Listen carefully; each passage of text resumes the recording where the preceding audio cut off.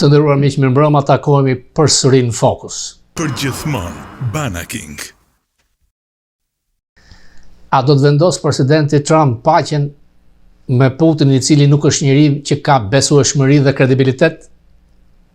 Do të vazhdoj me çarifat, pse u tërhoq nga Greenland me delegacionin e tij duke shkuar vetëm tek bazat ushtarake, dhe çfarë do të ndodh me të djathtën në Europë? Involved with that also, and Elon. Ka kohë që këtu në Amerikë media e majt radikale kërkon atë lojën që të kapa, I got you. Times that we agree with each other. Në vogël ku jetojmë ne këtu, diskutojmë për shumë gjëra, ja çem content, borën përpara, eci përpara. Against the Houthis in Yemen is. There are other factors that would go into determining that classification. Në emisionin e përnatshëm këtu në Focus TV, të cilin e ndiqni edhe në focustv.net, kam folur për diçka. Duhet sqaruar.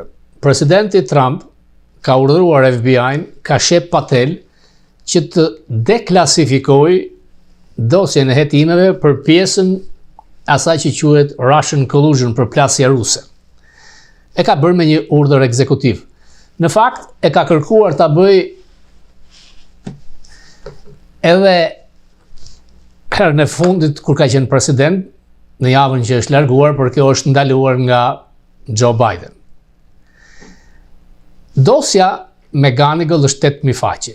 Pjesa e përplasjes ruse nuk ka të bëjë me ne. Natyrisht që në listën e armiqve të tij, zoti Trump, me Ganigal vjen me njëherë mbasorësit.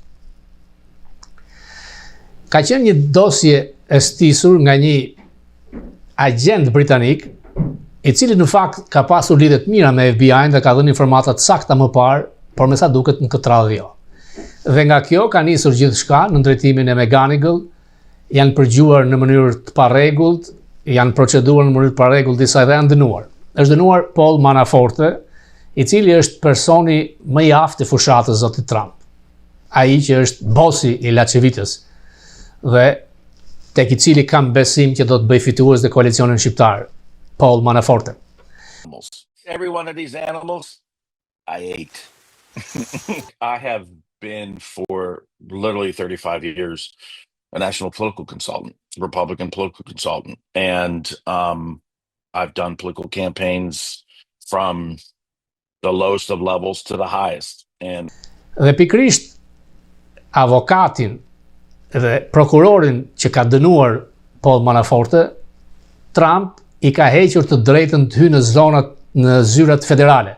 Pra nuk mund të ushtërë profesionin e tij, sepse zyrë federale janë korts, gjykatat. Është i ashpër ndaj tij. Kërkon që ka shep Patel të hap pra të gjitha këto pjesë të akuzave të stisura ndaj zotit Trump për Rusinë.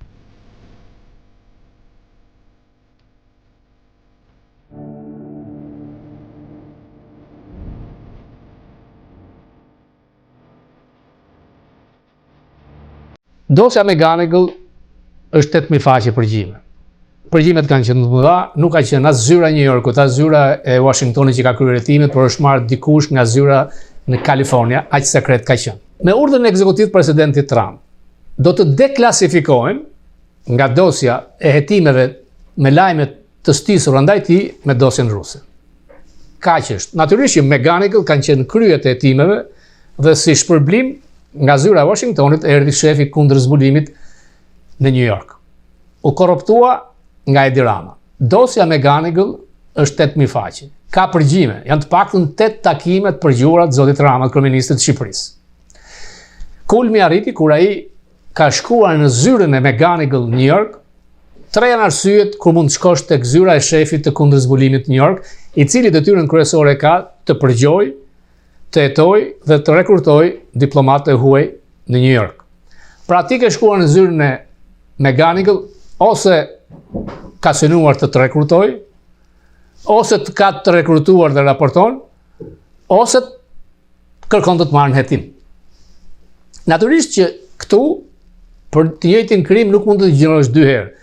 Me Ganigal bërja të dillat pazar me drejtsinë amerikane dhe u mbështet nga FBI i kaluar, pranoi që ka marrë $225,000 edhe pse në media është nga qeveria shqiptare, i ka pranuar nga oficeri i sigurimit, por i azbutën duke thënë si uha, kjo nuk është e vërtet. Ndërsa New York dënuar për lidhjet me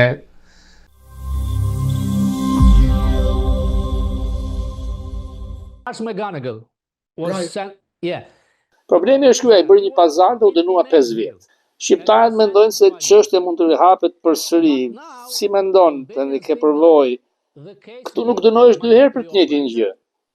Po, quhet double jeopardy, nuk mund të dënohesh 2 herë për të njëjtin gjë. Nëse ti ke bërë një pazar, pazari është pazar, dënuar, por nëse double jeopardy, you can't be sentenced twice for the same crime, no. Dënuar për lidhjet me oligarkun rus. Në qoftë se gjyqi do të vazhdonte me të gjitha akuzat e tij, do të dënohej 30 vjet. Dosja është masive. Dosja ekziston. Spak duhet ta marr, mund ta ketë marr ose do ta marr. Kam pasur David Friedman, gazetarin e njohur investigativ, që mjafton një shkrim në gazetë dhe timet fillojnë. FBI di shumë. Rama u ndalua vjet. Është fakt. Kandili i Ramës ka kohë që ka filluar të shuhet. Do t'i kthehem Meganit përsëri besoj javën tjetër me Dan Friedman. Skandali i përgjimeve të administratës amerikane në Signal. Nuk drejtohen departamentet me nxënës fillore. Nuk është një punë që ti training on the job, trajnohesh gjatë punës. Dhe hearing në Senat e Kongres ka qenë i ashpër. Fatën gjithmonë që të kem një mendje të ndritur të konservatorëve amerikanë, John Bolton, i cili sqaron. Increase in its efforts against the Houthis in Yemen is important to them. We're lucky that nobody was able to get hold of this information and put American service members in danger. But even what they can see after the fact tells our adversaries a lot about how we do things. It does reveal intelligence sources and methods. When Mike Waltz said, well, we saw the terrorist target walking into a building with his girlfriend and that building is now collapsed. We didn't get that observation by watching Houthi television or reading Houthi newspapers. We got it in other ways. So there's a lot here that's very disturbing. And again, to me, I just couldn't understand and have yet to hear an explanation why everybody on that chat didn't simply use the incredible facilities that they have. Doesn't matter what you say, whether you're talking about what you've read in the newspaper or what you've seen through intelligence sources on the government. The deliberation as to whether or not we should launch a strike on another country, would you consider that classified information, Ms. Gabbard? Well, the information was not classified. I'm not talking about this. I'm just talking about Mediat anti-Trump janë gëzuar për historinë e rrjedhjes Atlantic Magazine, me sa duket, antarët e administratës, duke përfshirë zëvendës presidentin Vance dhe sekretarin e mbrojtjes Hegseth, i lejuan redaktorit Jeffrey Goldberg të hynte në një diskutim rreth zhdukjes së terroristëve në lindjen e mesme. Sigurisht kjo është një shkelje e sigurisë, sepse Goldberg është një urrëtës i Trump dhe tani po mburet për paaftësinë e administratës. Të grumulluar janë dhe përdënues të tjerë Trumpit se ish sekretari i mbrojtjes Leon Panetta. Kur u pyet presidenti, nuk dukej të ishte në dieni të situatës, por nuk e besoi se kjo është e vërtetë. Si ka mundësi që askush nuk tha asgjë kur po komunikonin në platformën Signal? Ambasadori Bolton për CNN tha që jam i shokuar, nivel i papranueshëm te çdo parashikim. And why these senior officials, virtually all of whom are 24/7 able to get onto a secure phone, a secure video, a secure computer, why they would shift off of that for any reason to any commercial system. That's the original sin. Everything else after that just makes things worse. Ajo që të rëndit më shumë është ajo që shkruan dhe J.D. Vance në chat, që nuk jam dakord dhe presidenti nuk e kupton fare situatën. Përgjithmonë Banaking.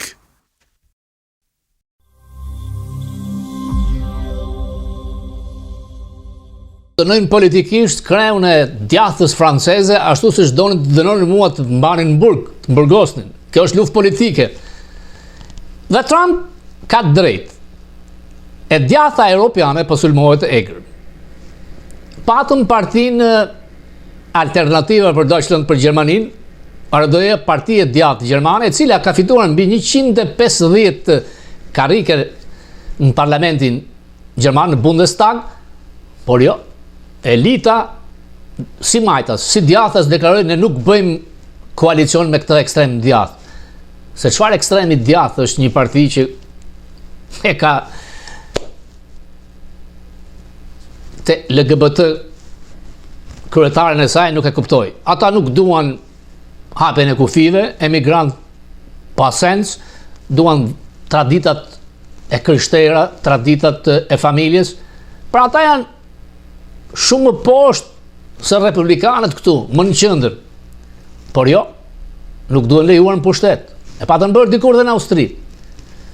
Po në Rumani, kandidati për president, fitues, me një vendim të gjykatës supreme, i anullojnë zgjedhjet e para dhe nuk lejohet garoj në zgjedhjet e reja, sepse, kujdes, Russian collusion, si që akuzonin Trumpin këtu, nga disa reklama që janë bërë në internet nga organe ruse. Edhe kjo është skandalose. Pra kemi 3 raste, Le Penin, ARD-n dhe Rumunin. Pse Europa, e cila mbahet si elita e demokracisë, duke quajtur demokracinë amerikane si diçka të bastardizuar, nuk pranon që të drejtohet nga e djatha, por votuesi europian është zgjuar. Kjo pa në Gjermani, kjo shikohet në Francë, humbën në Britani sepse pati probleme pikërisht nga hapja pafund e kufirit, përdhunime, shkatrimi i forcave themeltare të atij kombit të madh. Por reziston në Hungari,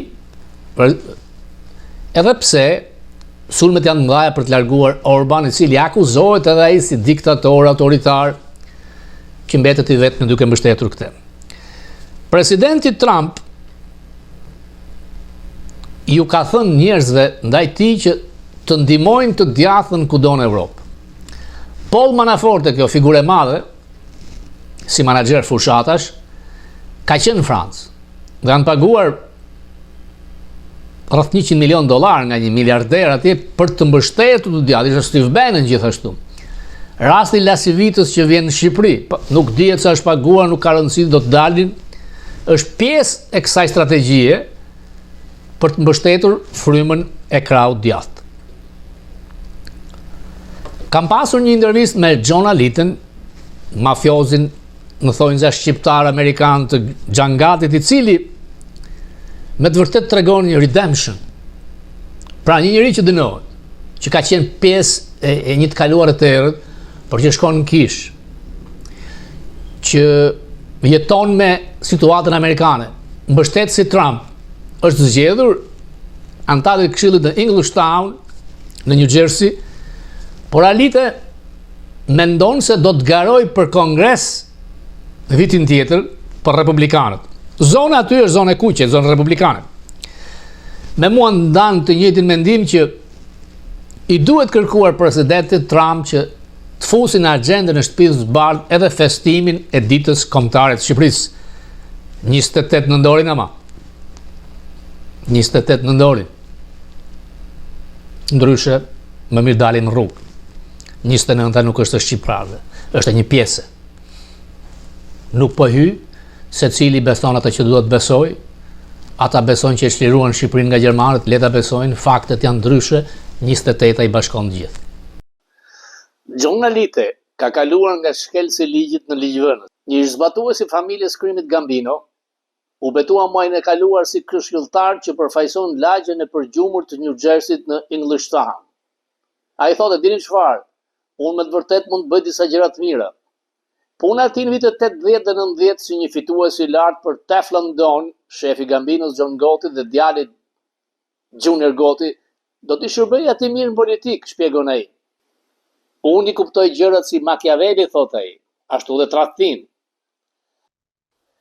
E pyes është full time apo part time dhe çfarë partie ke garuar, më thotë që garova Partinë Republikane. What town in New Jersey?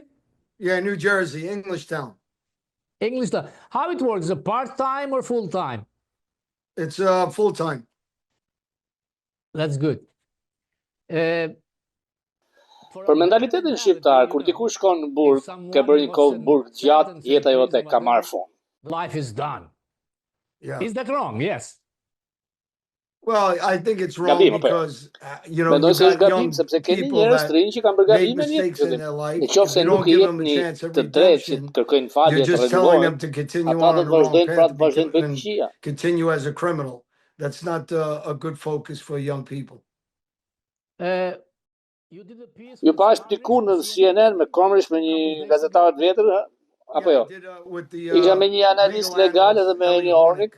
Ai ka qenë numri 2 në komandë të prokurori I the Attorney General of New Jersey, of the state. Jersey. Si funksionon këtu të bësh antar I Këshillit Bashkiak, sepse nuk është në Shqipëri. Në Shqipëri kemi lista, këtu është me votim, me fushat apo jo. Ne këtu kemi atë majorin e dobët dhe bëhen dhe emërime në Këshill që të vinë për të ndihmuar këtë bashki të vogël. Yeah, it's different. We have all a weak mayor here, and the council appoints and brings into effect some of the things that we're trying to do in the borough. What is the role of the city council? Because Çfarë roli ka antari I Këshillit? Këshillit qytetit, Këshillit Bashkiak. Në Shqipëri s'bëjnë asgjë.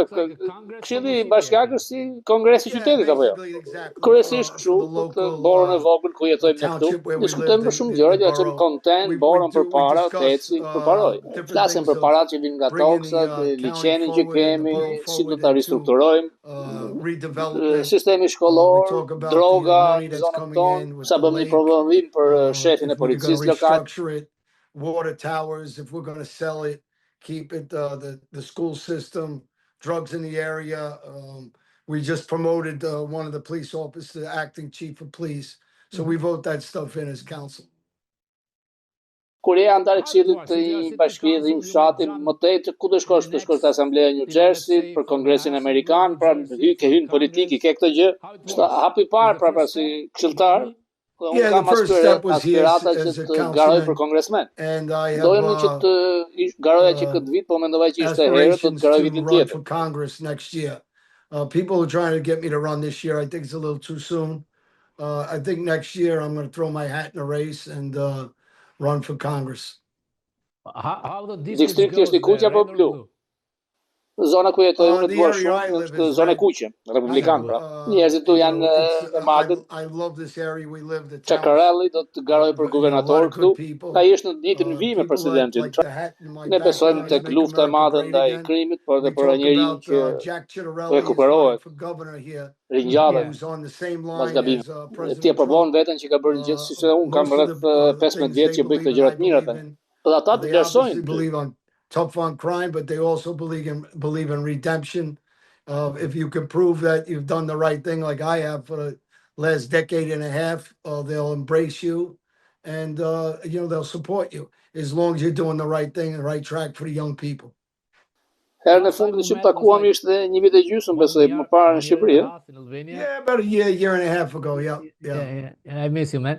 You met Ke takuar presidentin Trump 2 vjet më parë, 3 vjet më parë në Mar-a-Lago. E kam takuar disa herë, kam bërë fushat për këtë herën e parë. The second one I got very actively involved with the Albanian community. I brought them to shumë shqiptar tek rallit miting të Trumpit. Në shtet si një New Jersey, shumica shqiptarëve janë republikanë. I would say the majority of Albanians are Republicans and family values.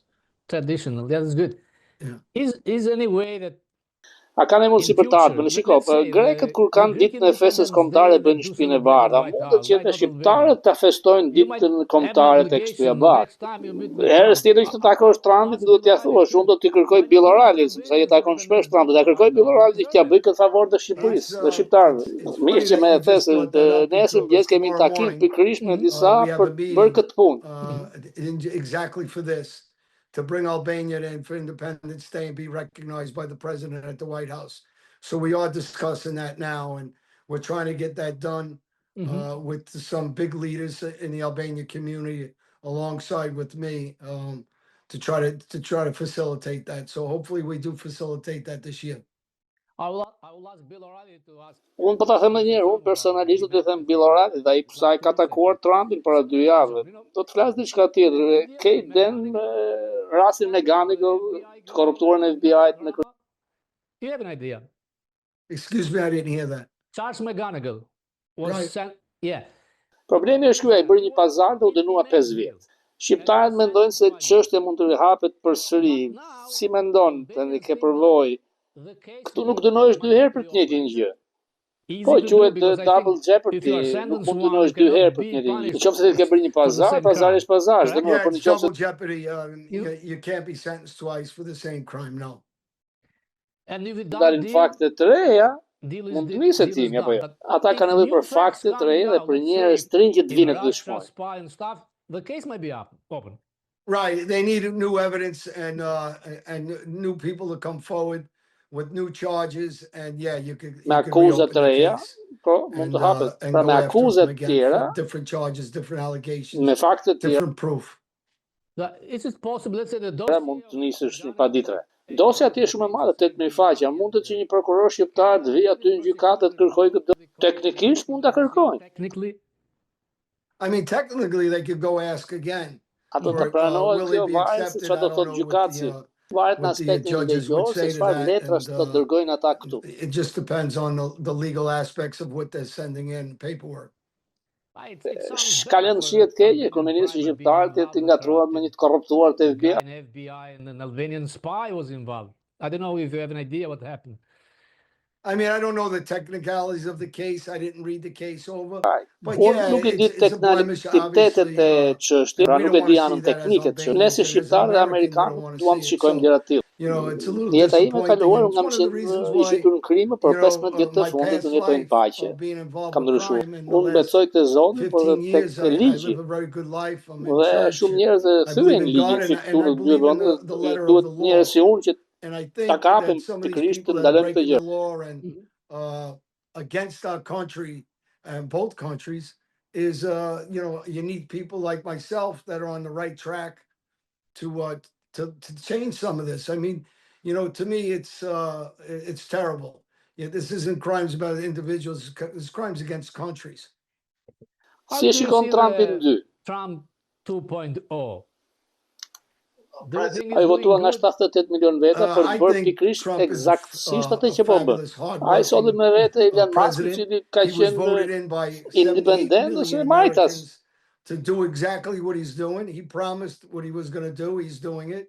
He's going after, he's brought in Elon Musk, who was actually an independent or leaned a little bit left. And the Democratic Party loved him. Partia Demokrate dashuron atë derisa ai pastaj kaloi këtë Trump. Tani e urrej.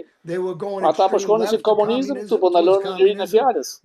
Dhe ky e krijoi përsëri. Tani e sulmojnë po i djegin makinat. Kush është dakord me këtë, kjo është gjë e gabuar. Liria e fjalës është themeli se çfarë është Amerika. Influencing violence. So, you know, anybody that's okay with this is, you know, there's something wrong, because, you know, freedom of speech and independence of, you know, of our people is what the basis of America is.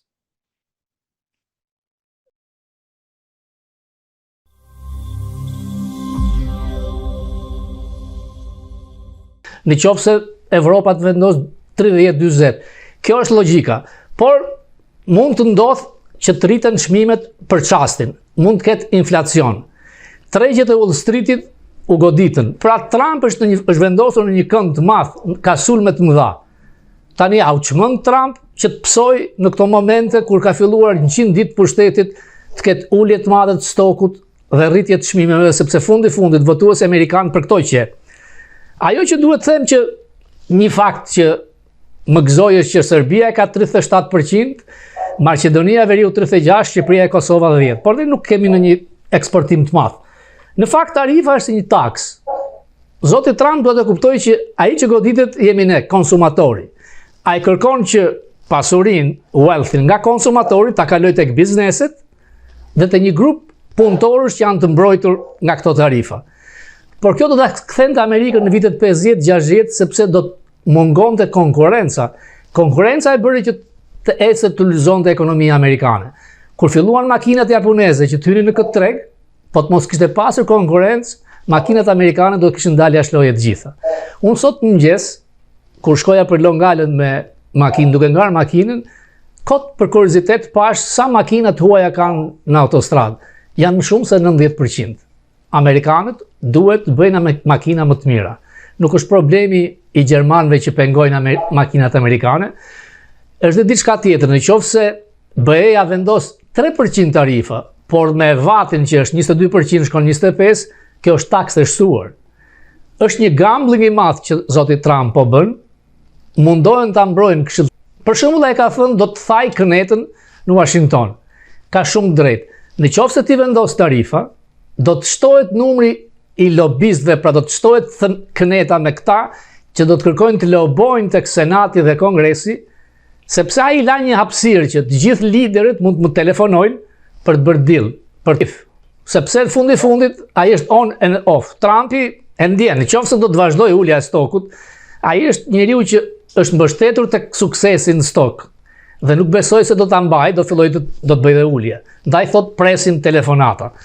Problemi është që fakti është që të tjerët i vendosin tarifa Amerikës. Amerika është një ekonomi shumë e madhe, të tjerët kanë ekonomi të vogla. Por në këtë çast, nëse ti sillesh kështu, pra Trump sillet si një Cezar, ai që përfiton është shija i Kinës, sepse Kina mund të afrohet menjëherë me mallat e saj, si me BE-n. Kjo ndodhi mandatin e parë me Brazilin, kur i vendosi tarifa, tha Brazili do të marrë mallar nga Kina. Pra është, e them edhe një herë, është një gambling i madh. Trumpi ka dy mënyra. Ose do të dështoj, do të humbazë midtermin, për një vit mbaron çdo gjë, ose do të jetë i suksesshëm, por është diçka që ka ndodhur në vitin 1910. Every one of these animals, I ate. I have been for literally 35 years a national political consultant, Republican political consultant. And I've done political campaigns from the lowest of levels to the highest. And I've loved every minute of it. Yeah, actually, I don't think that the folks in Washington, or the press corps for that matter, were ready for it, although they should have been. Think back to the campaign and the amount of ground that the campaign covered, that the president covered on a daily basis, whether it was in a speech or a press conference, for instance. I mean, I remember the press conference he did in Mar-a-Lago that was over 2 hours long. And, and just the sheer volume of issues covered and activities and all these things. I think some people didn't think that, like, how would anybody be able to maintain all of the big ones on the bigger issues that he talked about doing, whether it was on men and women's sports and transgender surgeries, or the border, most importantly, from that standpoint, and some of the issues regarding public safety. Every single thing that he said he was going to do in the executive orders, and then some. I've seen none of this is a surprise to me, including the current conversation that we're having on tariffs, the current conversations that we're having on, and no one really knows how to respond, of Europe subsidize the product, subsidize the companies. So there's this big time trade imbalance that's always existed. And so, it's a degree of just basic unfairness that pisses the president off, and quite frankly pisses off a lot of other people. And so and if the president's talking about trying to bring some balance to an imbalance, and then the other side responds with, okay, well, then we're just going to slap a 50% tariff on your whiskey. Trump's like, fuck you. I'm not going to put 200%. Përgjithmonë Banaking. Përshëndetje, quhem Lerina Begani dhe jam kandidate e Partisë Lëvizja Dheu në qarkun e Beratit. Kush është dhe çfarë përfaqëson Lëvizja Dheu? Lëvizja Dheu është një lëvizje politike, abdetare dhe konservatore. Lëvizja Dheu ka në fokusin e saj zhvillimin e demokracisë, zhvillimin social-ekonomik, fuqizimin e shtetit ligjor dhe të së drejtës dhe mbi të gjitha ruajtjen e sigurisë kombëtare.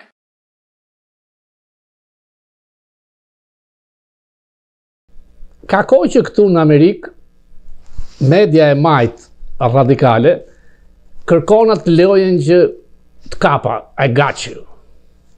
Gjithçka ka nisur nga Dan Rather, të cilin kam patur fatin të takoj një herë në Washington, gazetari i madh, i cili thuaj se i bëri head to see presidentit Nixon. Mënyra se si duhet zhvilluar një intervistë nuk është head to see. Bill O'Reilly, ikona e konservatorizmit amerikan, thotë që ti do të kërkosh të ekspozosh se sa njohuri ka personi, Trump, Obama, dhe t'jo paraqitësh njerëzve. Media e majtë amerikane e urren Trump. Të gjithë kërkojnë ta portretizojnë Trump dhe njerëzit e administratës tij si djallë, Hitler, nazist. Dhe për zgjedhjen tek emigrantët e palinshëm të deportuar, disa raste mizore, sepse ti kur deporton mbi 100.000 vetë, natyrisht do të ketë dhe probleme, ku dikush që nuk ishte të këto grupet të terrorit, si terrorist, u dërgua në burgjet e El Salvador. Urrëtia e madhe nuk afron argument. Trump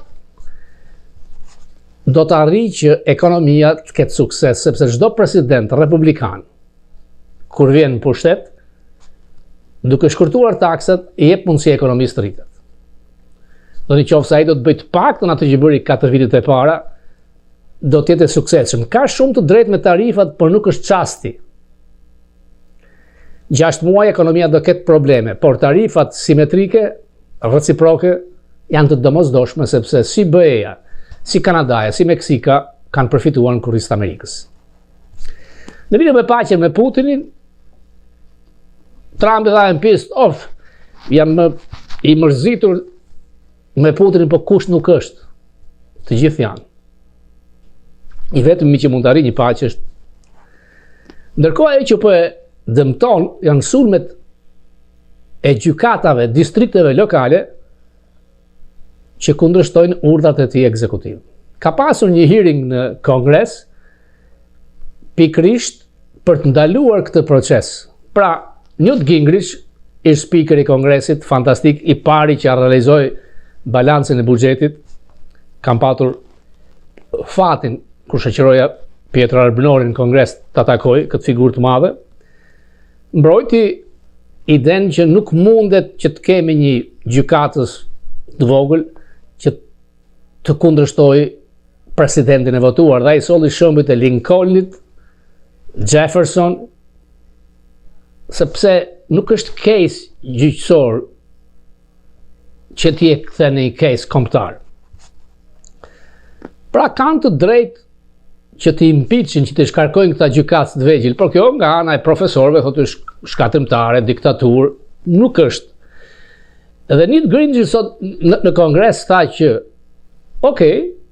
një gjykatës i distriktit të Washingtonit mund të kërkojë të kundërshtojë një vendim për VOA-n, USAID-in, emigrantët, por nuk mund të mbajë pafund dhe procedurat shkojnë 3-4 muaj. Ai më njëherë duhet të shkojë në gjykatën supreme. Dhe aty do të vendoset, ke drejt, nuk ke drejt, se është problem kardinal. Kryetari i gjykatës supreme, Roberts, gaboi kur tha që duhet lejuar me apel. Jo.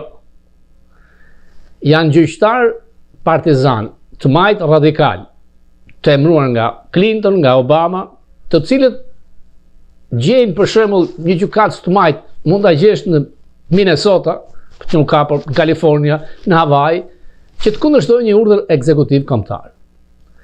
Dhe kjo bën që administrata mezit funksionoi dhe shumë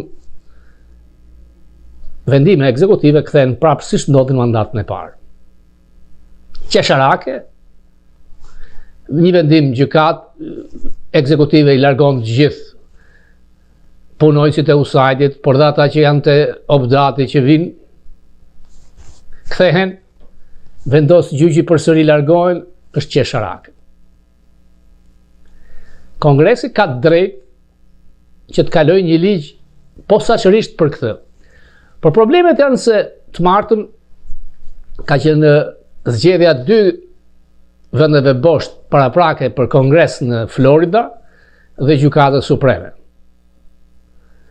Ka rënë numri i të regjistruarve republikanësh, këmban alarmi në qoftë se republikanët nuk do të fitonin thellësisht siç fituan me Trump. Natyrisht që ajo që vendos është ekonomia. Për një muaj nuk priteshin ato efektet e mëdha.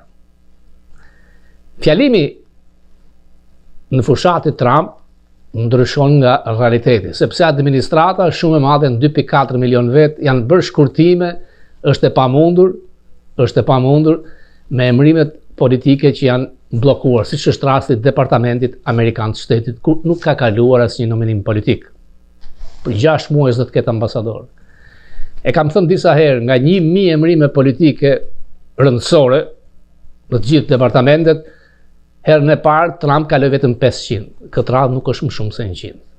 Megjithatë, Trump ka shumë gjasa, shumë mundësi të vendoset krahas presidentëve më të mëdhenj.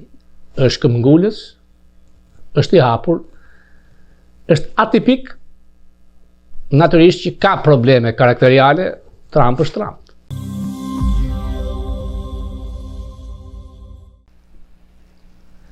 Trump ka zgjedhur si të dërguar special një ndër tesaxhi, Witkoff, shok, koleg me real estate, një OpenG Dick Grenell, Dikun pra, krushkun e tij greko-libanez, a e kanë ata përvojën të kryejnë bisedimet diplomatike? Jo. Media amerikane po sulmon Witkoff, naiv, karagjoz dhe të paaft. Nuk mund të hapa i bisedat reale siç duhet me një njeri shumë të stërvitur si Putin. Zhvilluesi i pasurive të paluajtshme, Steve Witkoff, të cilin presidenti Trump e bëri fuqiplot të tij në konfliktet e huaja, sipas medias amerikane është ose budalla, gënjeshtar ose naiv. Sido që të jetë, ai nuk ka punë të negociojë diçka aq komplekse dhe të ndërlikuar sa një paqe e supozuar midis një Rusie imperialiste dhe viktimës së saj ukrainës. Në intervistën e tij të fundit me Tucker Carlson, Witkoff bëri një seri të tërë pretendimesh befasuese absurde. Po diskutoj vetëm 3, se presidenti zgjedhur. Americans really responded to that. And the world understands that. Like everyone kind of knows that's the agenda. And you said... Në ato pak çaste që i kushtoi ekraneve shqiptare, por më shumë medias, MCN-s, faqen internet, por dhe gazetës Sot Jem Real, marr informacion se ç'ndodh aty. Janë 2 figura.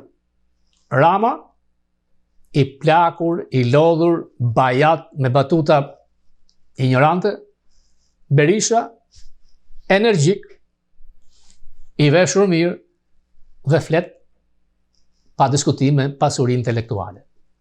Mund ta urresh Berishën, mund të kesh shumë gjëra ndaj tij, por midis dy ballafaqimeve, në qoftë se do të merrja një ndërkombëtar, një amerikan, një senator, një kongresmen, mjafton t'u tregoja 2 foto, për Ramën do më thonin 85 vjeçar, për Berishën 65. Për Berishën do thonin lider shtetrar perëndimor nga veshja, për Ramën diku nga Kazakistani, Afganistani. Përse Shqipëria do të ri peng i Edvin Ramës. 12 vjet janë më tepër se shumë. Dhe nuk ka prodhuar asgjë. Aq më tepër që ka marrë peng votat e të majtës pa qenë i majt, dhe aq më shumë që është treguar anti-shqiptar i thekshëm, pro-serb, dhe ai që do drejtojë fushatën e Berishës, La Civita ka gjetur fjalën më të mirë. Këlyshi i Soros papet. Tani të jemi realist, Trump nuk ka nevojë vëmendje të madhe për Ballkanin dhe për Shqipërinë. Dhe Trumpin mund ta shikosh nga 2-3 opsione, pëlqen Orbanin, Erdoganin, larg qoftë Rama futet e ata. Por përplasja këtu është po mbështetet një miliarder Elon Musk për të sfurmuar George Soros. Në një intervistë që ka pasur në një media djathtë, që për mendimin tim është më mirë se Fox News, Newsmax, ai e përmend Soros. Një segment. Violence. Have you heard anything about billionaires on the left, whether it's Soros or somebody else? Have you heard anything about planning, coordination, funding for these attacks? I believe that is part of it. Yeah, there are some of them that were involved with my trials that were, I think, probably involved with that also. And, Elon's done a very good job. He's found tremendous waste, fraud, and abuse, like levels you've never seen. People that don't show up to work and they get checks. I mean, so many different things that you can't even go over it. It's so much. Done a great job. And he's basically a patriot. He's in business and I've gotten to know him primarily through the campaign. He endorsed me. I appreciated it, but I didn't know him very well before that, hardly at all. And Sorosi e përbuz dhe urren Trump. Sorosi ka hedhur deri tani $22 miliard për të majtën wokiste për dëmtuar vlerat tradicionaliste amerikane. Nuk është asgjë $250 milion nga Musk.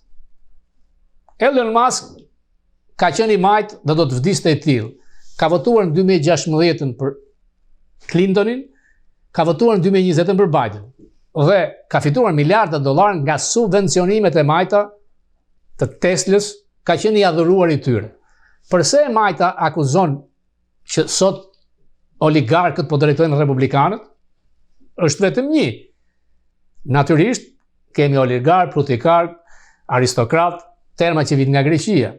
Harruat oligarkët masiv për të majtën amerikane, Bezos të rjetën me ta, Zuckerberg të rjetën me ta, Musku ka qenë me ta, dhe Soros, i cili arriti rekordin në midterm $122 milion në fushat.